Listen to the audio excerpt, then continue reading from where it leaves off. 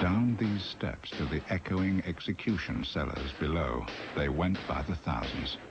Men and women, the elite and the obscure, escorted to their deaths by the secret police of Stalin's Soviet Union. Above these cellars there stands in central Moscow an historic building, the Lubyanka, which houses the organization that efficiently and relentlessly advances the cause of the Communist Party. Its original name was the Cheka. The Cheka's first chief was Felix Dzerzhinsky, a friend and colleague of Lenin's. In Dzerzhinsky's hands, the Cheka becomes the gravedigger of all who oppose the party's will.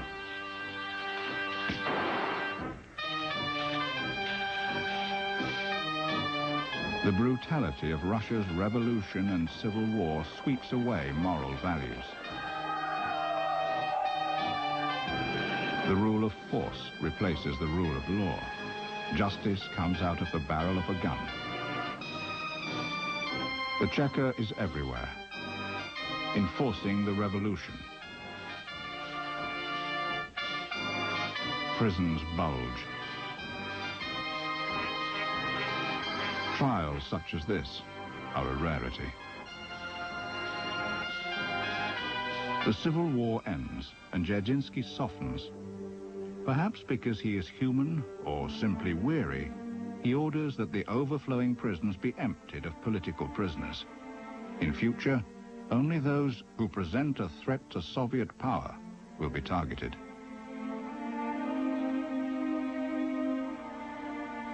Then, as if to make further amends, Dzerzhinsky becomes head of the War Orphans Commission.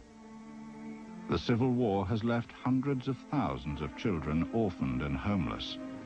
Dzerzhinsky organizes a massive Save the Children effort. Having slain the parents, this paradoxical man will now comfort their children. They are fed and clothed, relocated, rehoused, even barbered. The young, ambitious Stalin sees the Cheka as his key to power. Control it he must. He cultivates Dzerzhinsky. And the head of the Cheka agrees to back him.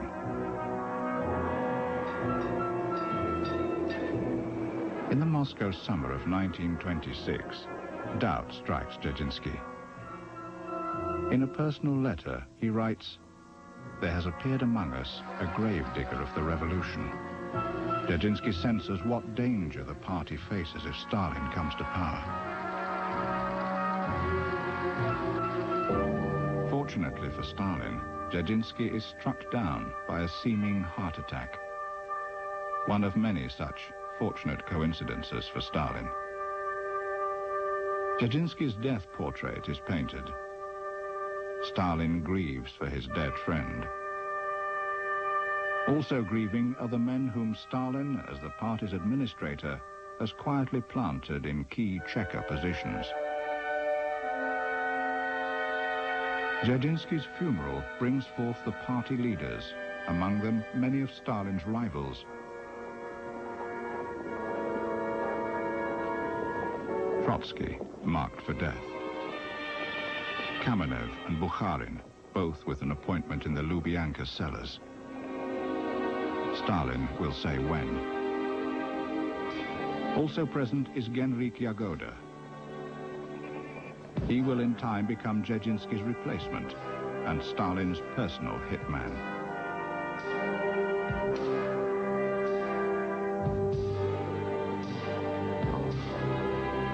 As Stalin's influence grows, he will elbow out Dzerzhinsky's men and install Yagoda.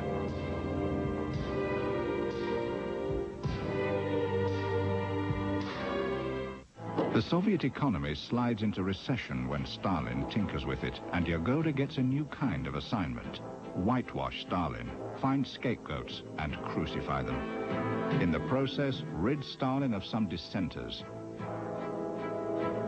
The victims, all intellectuals, are brought to trial. Stalin loathes intellectuals. The case against them, as the judges well know, is fictitious. Their crime, sabotage. High treason. One of the accused takes the stand. He knows what the verdict will be. The confessions they read have been bludgeoned and gouged from them by Yagoda's interrogators. They confess appalling crimes to a rapt audience in lurid detail. The sentence is death. The trial, a flawless success, is a rehearsal orchestrated by Yagoda for the great show trials to come. Yagoda is lionized by the press. His organization gets a new name, the NKVD. By the 30s, Stalin foresees a power crisis. There are mutterings among the old guard. He must act. Against the imposing backdrop of the new Baltic Canal, Stalin launches his plot, a sting of such monstrous proportions as to dwarf its stage. Here, he assembles the principal players, himself, Yagoda, and Sergei Kirov, a key Politburo member. Kirov is Stalin's good friend and likeliest successor, but within weeks, Kirov is a corpse. Stalin mourns. This man, Nikolaev, has shot Kirov dead at his office door. Kirov's bodyguards were conspicuously absent. Stalin, the picture of grief, vows to avenge Kirov's murder. And with this, the great terror descends on the nation. Vast, non-existent plots against the state are fabricated by the NKVD. Thousands, then hundreds of thousands are implicated, with their families and friends. Now Stalin reveals the ultimate purpose of the sting. He sets up his political rivals. Two of Lenin's associates are framed as ringleaders of the Kirov murder plot, Kamenev and Zinoviev. Tortured, they confess in desperation and are dragged to the cellars. Zinoviev grovels before his executioner. On your feet, Grigori, says Kamenev.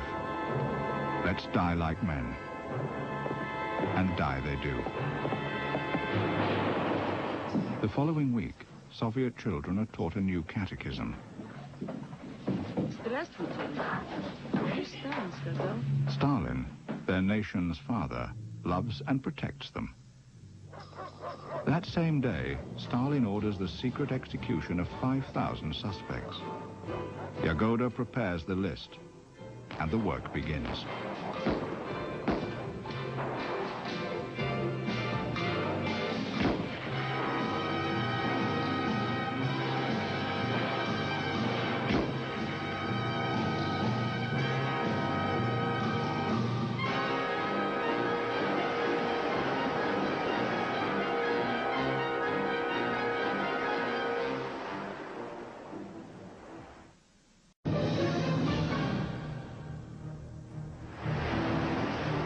Stalin removes himself from the scene of death. He takes a working holiday in the resort town of Sochi. There he contemplates his next move. Yagoda, he suspects, is losing his zeal. Yagoda must go.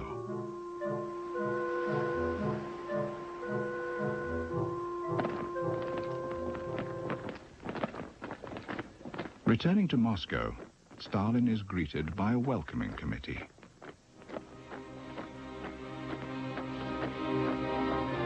He shakes hands with everybody except Yagoda. It is the end of Yagoda's career. And his life. Yagoda is relieved and descends the cellar steps. His replacement is Stalin's adoring aide-de-camp, Nikolai Yezhov. Yezhov stands 5 feet tall, has the mind of a hyena, and will go down in history as the bloody dwarf. Unlike Yagoda, who could shed tears, Yezhov is pitiless. The widow of Bukharin, one of the party leaders, recalls Yagoda. From the wife of Prokofiev, who was Yagoda's deputy, I learned that Stalin had ordered Yagoda to torture Kamenev and Zinoviev. Yagoda told this to my husband and burst into tears. Well, Yagoda was different from all the rest of the People's Commissars.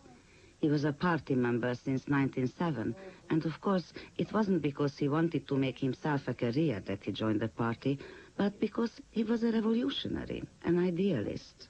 But gradually, under the influence of fear, his character was corrupted. The new year, 1937, is ushered in with merriment and optimism. The dreaded Yagoda has himself been liquidated. His NKVD successor, Yezhov, appears a harmless, almost comic little man. Stalin begins his year with a top-secret edict, one that will make 1937 a high watermark of terror. Not only does Stalin legalize torture of state enemies, he recommends it.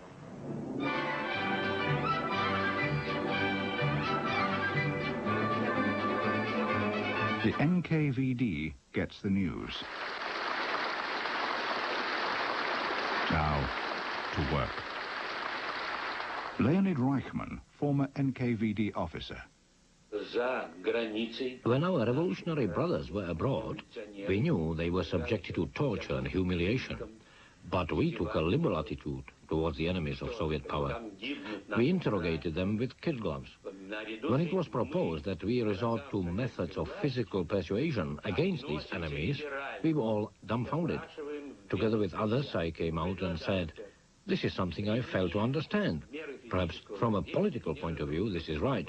But from an operative point of view, this is wrong. Because if I hit an arrested person in the face, then I'll never know whether or not he is telling me the truth."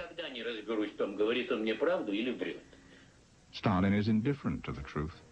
He knows that most of his victims are innocent, but he also understands a larger truth, that in order to inspire terror so great as to keep him the undisputed ruler of 200 million Soviets, it is necessary to execute not only the guilty, but the innocent as well. Casting Yezhov as Lord High Executioner is inspired. Stalin sees into his stunted soul. He knows that for the cruel joke played on him by nature, the bloody dwarf will take terrible revenge on the world of other humans.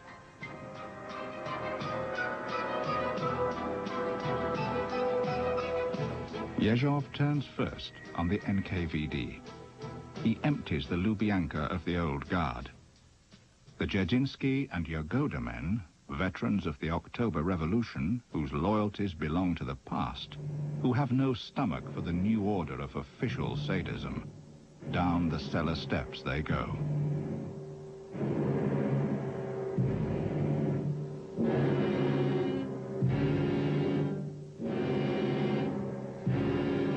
Yezhov replaces them with young party workers, zealots brought up in the certain knowledge that Stalin is infallible. Yezhov looses them on the land. Lieutenant Colonel Alexander Mikhailov of the KGB. The mass reprisals were directed against the kulaks, against the merchants, against the clergy, against all kinds of elements that at that time were considered socially undesirable. And when the social categories had been done away with, they continued on with the nationalities. They began to arrest Germans, Poles, then Latvians, and so on. And whole ethnic populations were put through the grinder. Stalin's megalomania is equaled only by his paranoia. No one is above suspicion. Even the holiest of holies, the Red Army Officer Corps, is fed to Yezhov's meat grinder. Because their esprit and collective strength threatens Stalin, they must go. Even the Supreme Military Council will go. Stalin calls it together.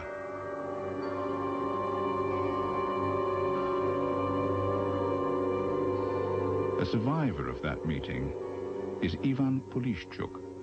Yezhov sat at the table, and since he was a short man, he could hardly be seen. He kept squirming in his seat. His main officials kept a watch over what was going on, and he would signal to them. Then the military council commanders began to disappear. A moment before, they were sitting next to us. We talked to them, but after a little while, they disappeared. Yezhov acted triumphant, as if he had exposed and rid the Red Army of treason. And by the end of the meeting, there was hardly half of the council left.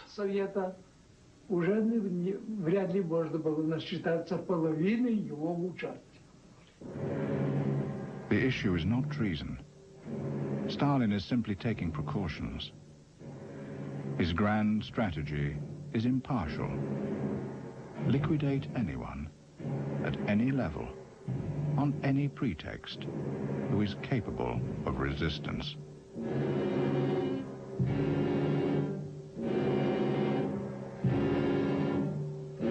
Stalin's press turns up the heat.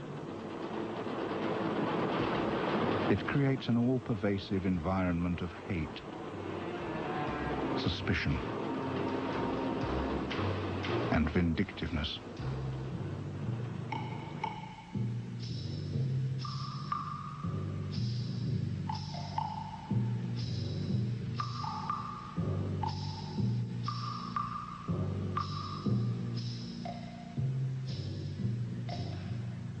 It is the task of every Soviet patriot to put an end to political complacency and to turn each factory into an impregnable fortress that not a single enemy can penetrate. Artist Volya Lebedinsky. If a man was at home, they would take him away. If he wasn't, they were NKVD men so brazen they would simply arrest his neighbor instead. They had to bring in 12 persons, so they might even pick up someone on the way. But the question, why was a person arrested and what was he accused of, practically never came up. Journalist Fyodor Gladkov is the son of a Soviet intelligence officer. In those years, address books disappeared from circulation in Moscow. They were on sale in stationery shops, but no one bought them. No one used pocket address books. Why? For the simple reason that when a person was arrested, the first thing that was taken from him was his address book. And all the people whose names were entered in that book were also arrested. The NKVD pounces anywhere and everywhere. At the dinner table.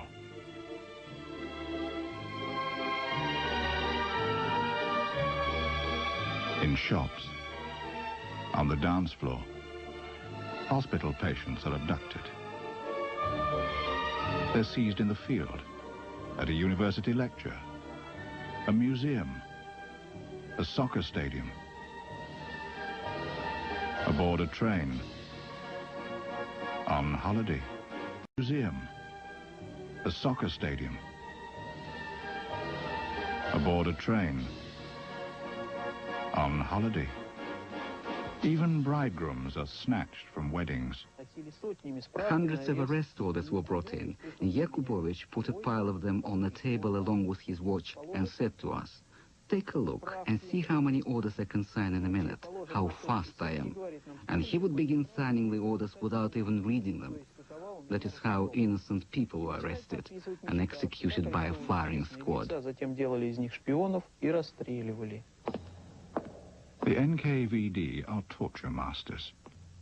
They find, for example, that the simple concepts work best, such as locking a barefooted man in a cell with a hot floor, or just kicking him. The guards would drag you down into the cellar, and they wore studded heel army boots. There were 4 of them. I was in handcuffs, in the center of the cell. They punched me from one to another. They were punching me, and then started kicking me with all their might. I fell to the floor. When they kicked me in the stomach and they were kicking me, I fainted. The pain of the kicking was unbearable.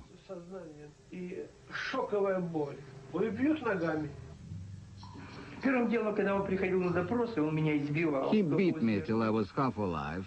He threw me into the corner of the cell where I was being interrogated, and then he would fall asleep on the table. He knew perfectly well there was nothing I could tell him. When he woke up, he would beat me again and take me back to my cell.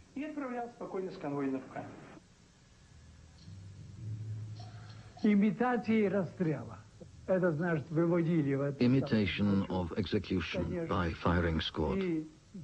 That meant that during the night they would lead you out and make it look as if you were about to be shot. They would face you against the wall and leave you standing there until God knows when. 2 or 3 times I fainted, and then my legs began to swell, after which they began to bleed.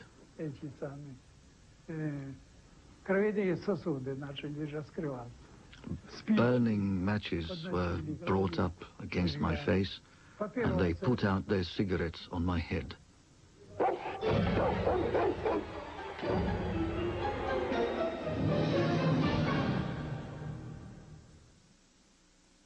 This portion of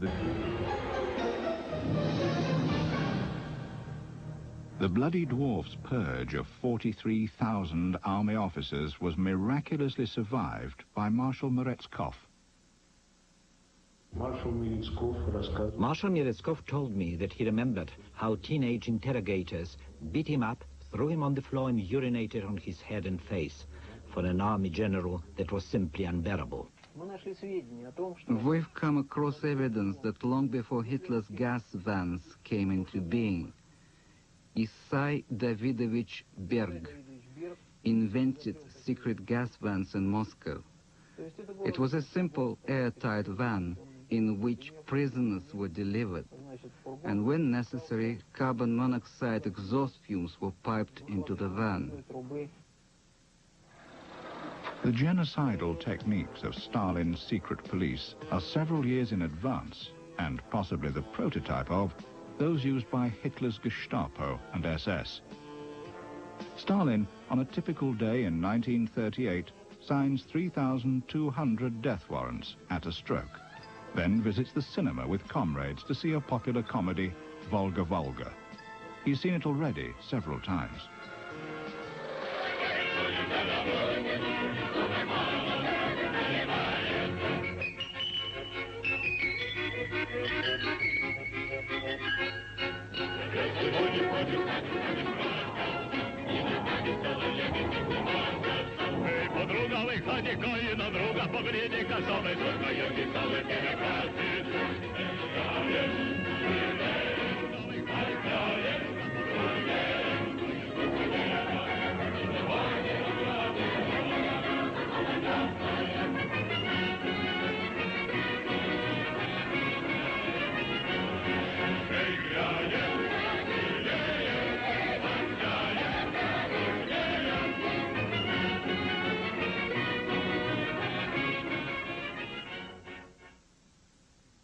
In the mid-30s, Stalin shocks and fascinates the world. He puts his closest colleagues on trial for treason, punishable by death. The world press is invited. The accused confess all, and the press laps it up, together with the audience. Confessions have been extracted by torture. The condemned are shot.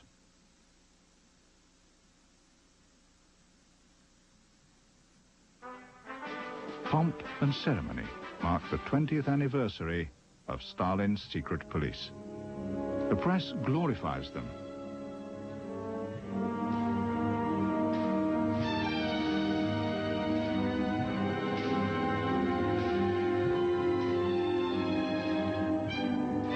Moscow's Bolshoi Theatre is readied for the gala.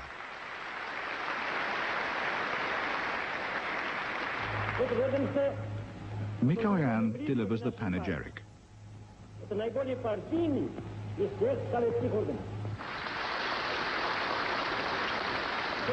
Today, the army of the NKVD, and first of all, Comrade Yezhov, is the favorite of the Soviet people. Yezhov looks modestly down.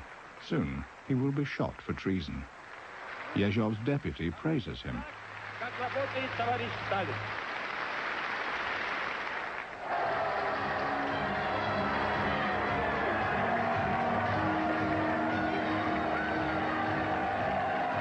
There can be no parade without a float bearing a huge map of the Soviet Union.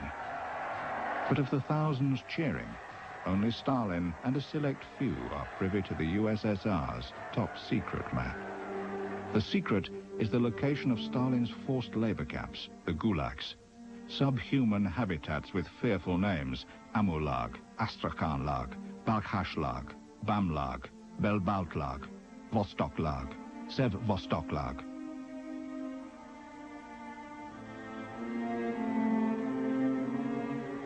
Prisoners arrive at the gulags from all over the USSR, by train, on foot, and by water. Political prisoners and criminals alike. Criminals are the gulag elite. Survival often depends on chance. Kamil Artuzov recalls. Standing behind me was a man who had just been brought into the camp. At that moment, I happened to ask another man for 2 cigarettes, which he owed me. So I stepped out of line.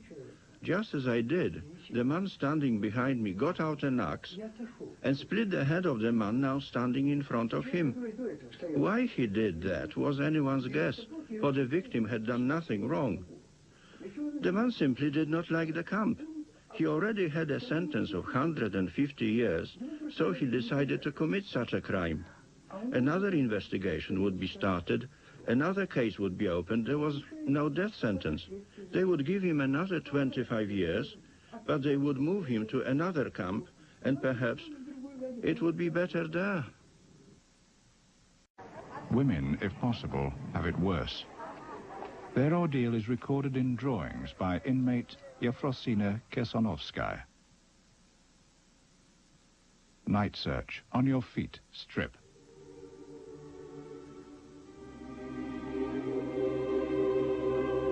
Kitchen garbage, fish scales and acorns are wolfed down. The living trundle out the dead for roll call. Starved corpses weigh little. You can carry 2. I buried up to 100 a day. When the guards let you meet a man in the toilet, women get pregnant. Incredibly, babies are born. Stalin is a friend to all children. They call him their nation's father. As a small child, I was taken from my parents and placed in one of these camps. There are only a few dim things that remain in my memory: carting sand, playing with the other children, and the fierce dogs. But clearest in my memory is the horse. It was an old horse, half starved to death, but to us children it was beautiful. Every evening at sunset it would pass by the children's barracks, and that horse was our only joy in life. The work and the exercises they gave us kept us occupied most of the day. But in the evening we ran after that horse. We paid no attention to the hands and feet sticking out from under the canvas covering the cart that the horse was pulling. These were the corpses that were taken out every day. In the gulags, few die naturally. The dead lie for days, unburied. Say a person dies, but since everyone was hungry beyond belief, and it was already difficult to stand up, the supervisors allowed us to sit up in our bunks during roll call. They did not look at us too closely, and we didn't have to answer.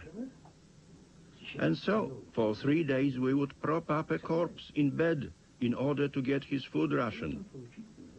Of course, we would divide the dead man's ration, into 42 equal parts, honestly. The only crumbs, everyone got his share. The gulags might as well be on the moon. Escape is not possible. There is no escape possible from Kolyma. It was an act of desperation to attempt to escape from that fear, the terror of being shot each minute. We were deliberately going to our own deaths, if only to taste the sweetness of freedom for a few days. Escapees are hunted down with dogs. Covering yourself up in a padded jacket like this, right up over the head and neck, you would plunge down, doubling up your knees, and then the dog would grab and shake you by the head. Here, I still have the marks of dog teeth. On both sides I was bitten.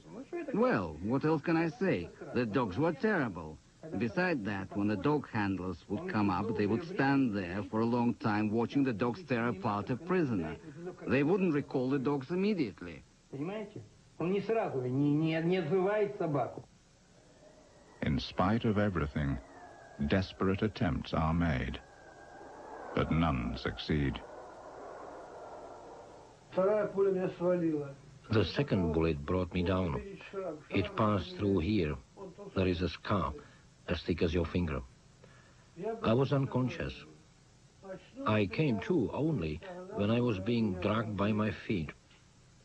But I didn't dare open my eyes, for they would have finished me off on the spot. I waited until they dragged me into the camp, and when I opened my eyes, I saw that there were morning stars in the sky. The sun was rising. We were dragged out into an open space, and they started kicking us. The dead bodies lay around for a long time, about 2 weeks, near the guardhouse, so that everyone would see and understand that it was impossible to escape from Kolyma.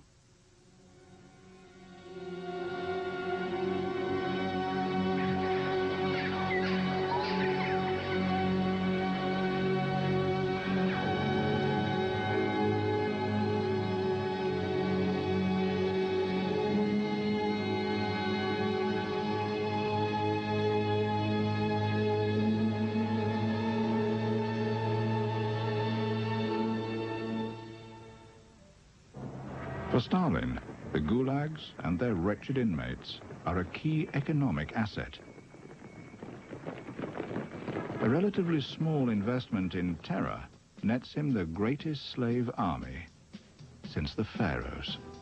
Their starvation diet costs a pittance, and the supply of replacements seems inexhaustible. On the bones of this scarecrow army, Stalin builds his most prestigious projects. The first was the Belomor-Baltic Canal, then the Moskva-Volga and Volga-Don canals, the Siberian railways, the Magnitogorsk iron and steel giant, cities in the Far East, the gold of Kolyma, the timber of the north, the great Russian river dams, most of the facilities of the atomic and defense industries, and the showcase facade of Moscow, the high-rise skyline of the capital. For his leadership, Stalin is saluted by a grateful nation.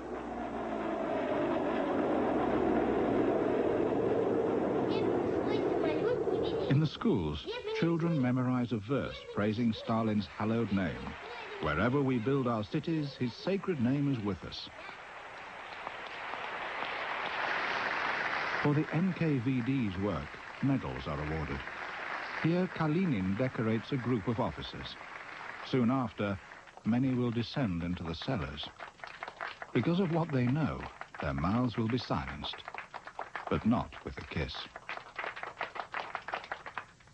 Even the bloody dwarf must go, and is blamed for all atrocities. His executioners report that Yezhov scurries around his cell, squeaking like a mouse and dodging bullets.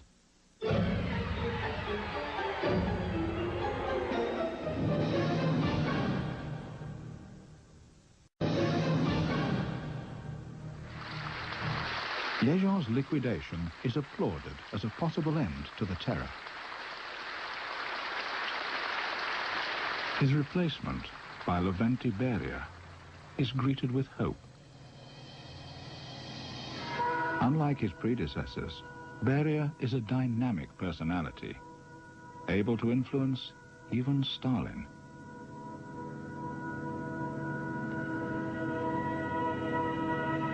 He brings a new concept to the work, a systematic planning of the slave labor supply geared directly to Stalin's two most strategic needs.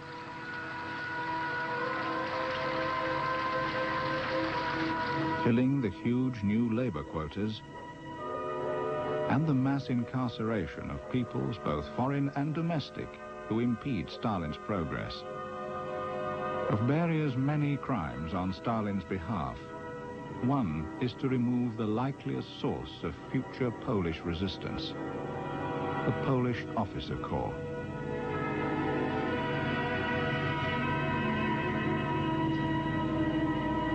Beria accomplishes this with the murder of 14,000 elite young Poles in the Katyn forest.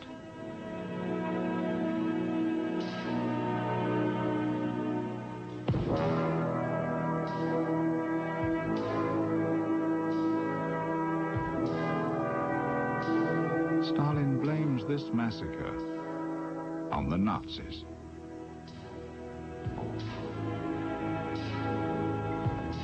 Beria now undertakes the genocide of entire populations. NKVD soldiers came to our home and warned us that we had 30 minutes to collect our belongings and be ready to leave. No one knew where we were being taken. We grabbed just what was at hand. The people of one village resist and are herded into a huge barn, 700 of them. The floor was covered with straw, and then straw was spread around outside the wooden barn. It was shut tight. Kerosene was poured around it, and it was set on fire. Can you imagine? Everyone in there, even babies who were born that night, were burned alive. The human cattle cars roll for the gulags.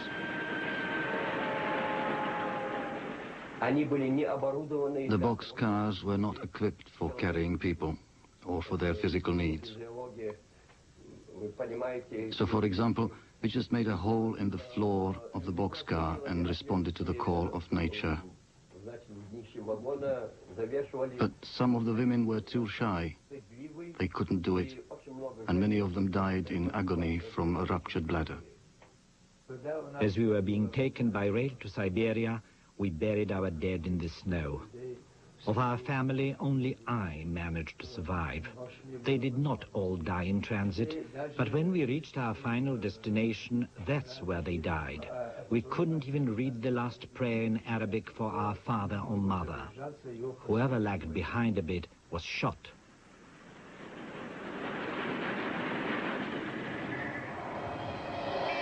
As a diversion, Beria practices rape. Girls plucked from the streets of Moscow are delivered to the NKVD chief. Years later, at the scene of her rape, in Beria's office, one of them remembers. He bent over and said, "My, how your cheeks burn." And he walked over there and pulled the curtain back, displaying a huge sofa covered with green silk. Then he came up to me and said, as one might to a dog, "Perhaps we should lie down now, eh?" Then I felt something heavy pounce on me, with leather squeaking and buckles scratching, and a kind of groping started.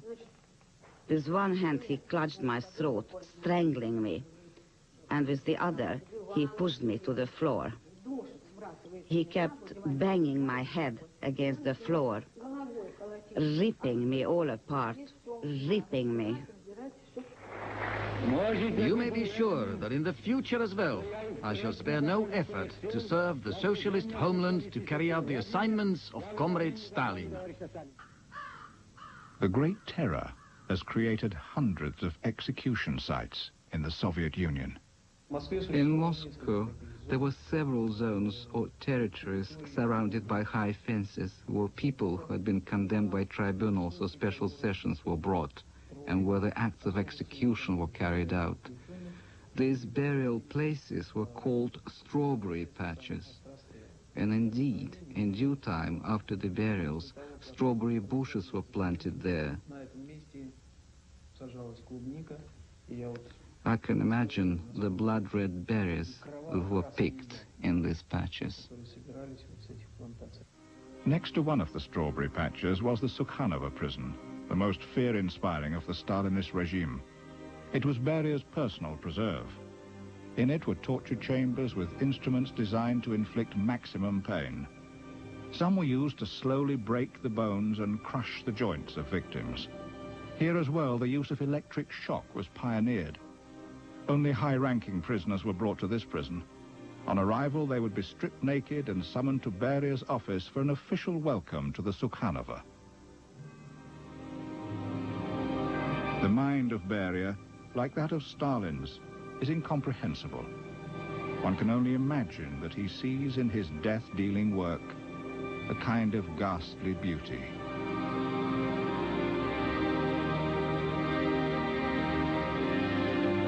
Three months after Stalin's death, Beria is shot as a British spy. As the executioner takes aim, Beria kneels and pleads for his life. For 30 years, Stalin ruled invincibly.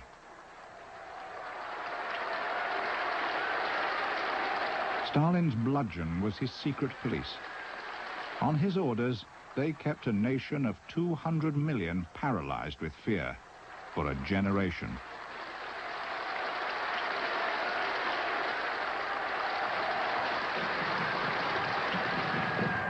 He became history's most powerful human, and remains so to this day.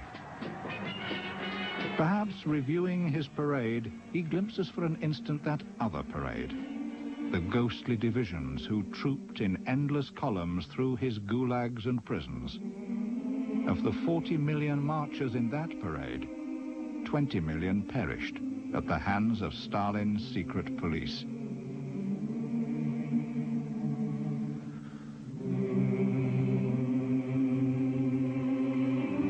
With their bodies, his people spell out their respect, in the skies as well. Long live Stalin.